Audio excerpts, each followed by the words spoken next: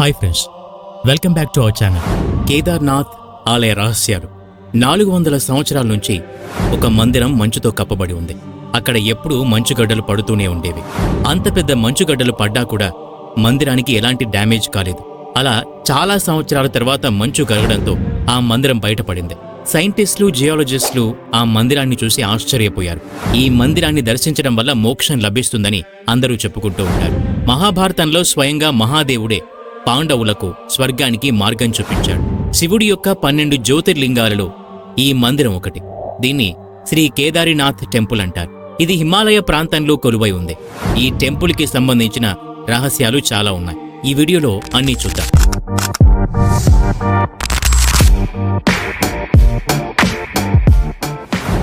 ఉత్తరాఖండ్ రుద్రప్రయోగ అనే చిన్న నగరం ఉంది. ఈ నగరం చాలా ఆహ్లాదకరంగా ఉంటుంది. కేదార్నాథ్ మందిరం ఈ నగరానికి చేరువలో ఉంది. భారతదేశంలో ఉన్న అత్యంత పురాతన ధార్మిక స్థానాల్లో కేదార్నాథ్ టెంపుల్ కూడా ఒకటి. కేదార్నాథ్ టెంపుల్ కోసం మొట్టమొదటిసారి 7వ శతాబ్దంలోని స్కంద పురాణంలో రాయటం జరిగింది. కేదార్నాథ్ సముద్ర తలం నుంచి 3584 మీటర్ల ఎత్తు ఉన్న ఈ మందిరం 6 అడుగుల స్టోన్ ప్లాట్ఫామ్ మీద నిర్మించడం జరిగింది. ఈ మందిరం ఆవరణలో ఒక అందమైన నంది శిల్పం ఉంటుంది. నందికి ఎదురుగా మందిరం యొక్క ముఖ్య భాగం ఉంటుంది. ఈ ముఖ్య భాగంలో ఒక పెద్ద మండపం నిర్మించడం జరిగింది. మండపం మధ్యలో గర్భగుడి ఉంది. ఆ గర్భగుడిలో పిరమిడ్ షేపులో ఉన్న ఒక శివలింగం ఉంది.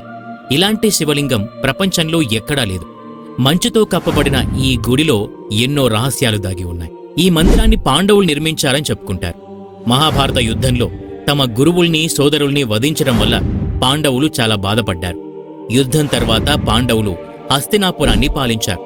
అయినా పాండవులకు మనశ్శాంతి లభించలేదు. వేదవ్యాసుడి వద్దకు తమ మనోవేదన పరిష్కారం కోసం వెళ్లారు. పాపాలకు విముక్తి కావాలి అని వేదవ్యాసుని అడుగుతారు. విముక్తి పొందాలంటే మీరు శివుడి దగ్గరికి వెళ్ళాలి అని వేదవ్యాసుడు చెప్తాడు. అప్పుడు అభిమన్యుడి పుత్రుడైన పరీక్షిత్కి రాజ్యాధికారం ఇచ్చే శివుడి దర్శనం కోసం ద్రౌపదితో పాటు కాశీకి బయలుదేరారు. అయితే కాశీలో శివ దర్శనం కాకపోవటం వల్ల పాండవులకు ఏం చేయాలో అర్థం కాలేదు. హలో శివుడి దర్శనం కోసం ఎక్కడికి వెళ్లినా అక్కడ శివుడు మాయమైపోయాడు. అలా చివరగా ఉత్తరాఖండ్ గుప్తా కాశీలో ప్రత్యక్షమయ్యాడు. పాండవులు శివుణ్ణి వెతుక్కుంటూ అక్కడికి కూడా వచ్చినప్పుడు వాళ్ల నుండి తప్పించుకోవడానికి శివుడు నంది రూపం ధరించి పశువుల మందలో కలిసిపోయాడు. పాండవులు చాలా సమయం వెతకసాగారు. చివరికి భీముడు నంది రూపంలో ఉన్న శివుణ్ణి గుర్తించాడు. పాండవులు తమ వైపు రావడం చూసిన నంది రూపంలో ఉన్న శివుడు భూలోకానికి వెళ్లిపోవటం మొదలుపెట్టాడు. శివుణ్ణి ఆపడానికి భీముడు నంది వీపు బాగానే పట్టుకున్నాడు. కేవలం ఆ భాగం మాత్రమే భూమిపై ఉండిపోయింది. ఆ భాగమే పిరమిడ్ షేపులో ఉంటుంది. పాండవులు ఇదే శివలింగాన్ని పూజలు చేయటం మొదలుపెట్టారు. పాండవులు భక్తి శ్రద్ధలు చూసి శివుడు ప్రత్యక్షమయ్యాడు. శివుడు పాండవుల్ని క్షమించి స్వర్గానికి మార్గం చూపాడు. తర్వాత పాండవులు శివలింగం ఉన్న స్థలంలో ఒక మందిరం నిర్మించారు. మందిరాన్ని కేదార్నాథ్ మందిరం అంటారు. శివుడు నంది రూపం భూలోకం వెళ్లినప్పుడు ముఖభాగం రుద్రనాథ్లో, తలభాగం కల్పశ్వర్లో, భుజభాగం తుంగనాథ్లో, నభిభాగం మధ్య మహేశ్వర్లో కొలువైంది.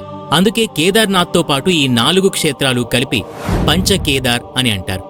కేదార్నాథ్ కోసం ఎన్నో కథలున్నాయి.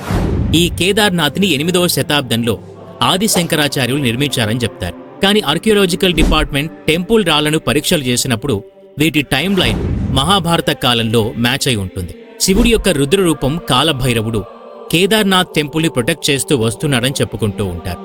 3 కళ్ళు, 4 చేతులతో, మెడలో కపాలమాలతో, మొదటి చేతిలో త్రిశూలం, 2వ చేతిలో డమరుకం, 3వ చేతిలో పాశం, 4వ చేతిలో పుర్రెని పట్టుకుని తన వాహనమైన కుక్కతో ఆలయాన్ని రక్షిస్తూ వస్తున్నాడని చుట్టుపక్కల వాళ్లు చెప్పుకుంటూ ఉంటారు. కేదార్నాథ్లోని ఉత్తరం వైపు 500 మీటర్ల దగ్గర బాబా భైరవనాథ్ టెంపుల్ ఉంది. ఖచ్చితంగా భైరవనాథ్ టెంపుల్ని దర్శించుకోవాలి. ఎక్స్ట్రీమ్ వెదర్ కండిషన్స్ వల్ల కేదార్నాథ్ మంచుతో కప్పబడి ఉంటుంది. ఆ 6 నెలల సమయంలో ఇక్కడికి ఎవరూ రారు. ద డిజాస్టర్ ప్రూఫ్ టెంపుల్ అని బాబా కేదారినాథ్ టెంపుల్ని చెప్పుకుంటారు. 13వ శతాబ్దం నుంచి 17వ శతాబ్దం వరకు ఎన్నో మౌంటైన్ రేంజెస్ సరౌండింగ్ ఏరియాస్ని పూర్తిగా మంచుతో కప్పబడి ఉన్నాయి. తర్వాత పెద్ద పెద్ద మంచుగడ్డలు పడుతూ ఉండేవి. ఆ ప్రాంతాలు డ్యామేజ్ అయ్యేవి.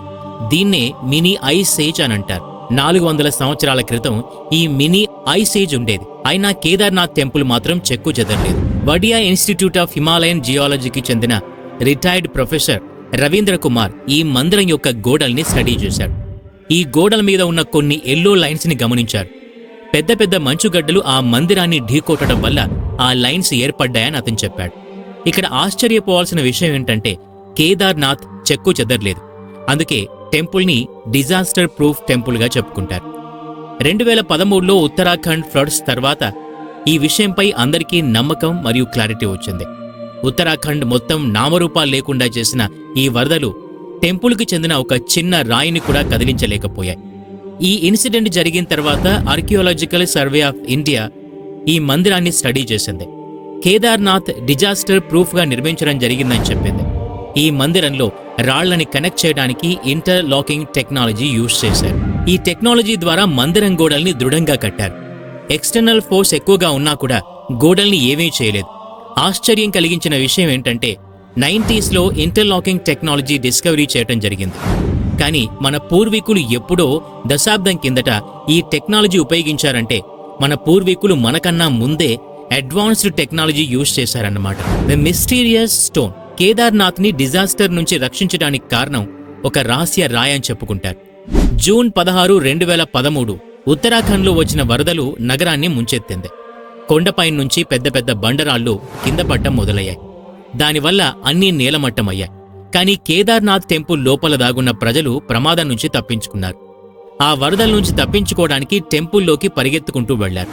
తర్వాత ఒక పెద్ద బండరాయి వచ్చి టెంపుల్ ముందు పడింది. తర్వాత పడ్డ రాళ్లన్నీ ఆ పెద్ద రాయిని తగిలి విరిగిపోవటం, లేకపోతే పడ్డ రాళ్ళు దారి మళ్లడం జరిగింది. దీన్ని ప్రజలు చూసి ఆశ్చర్యపోయారు. ఆ బండరాయిని భీముని గదావలే ఉండటం వల్ల భీమ్ స్టోన్ అని పేరు పెట్టారు. ప్రతి సంవత్సరం కొన్ని లక్షల మంది కేదార్నాథ్ టెంపుల్కి వస్తూ ఉంటారు. ఫ్రెండ్స్, మన ఛానల్ని సబ్స్క్రైబ్ చేసుకోవడం మర్చిపోకండి. అలాగే ఈ వీడియోని లైక్ చేసి షేర్ చేయండి.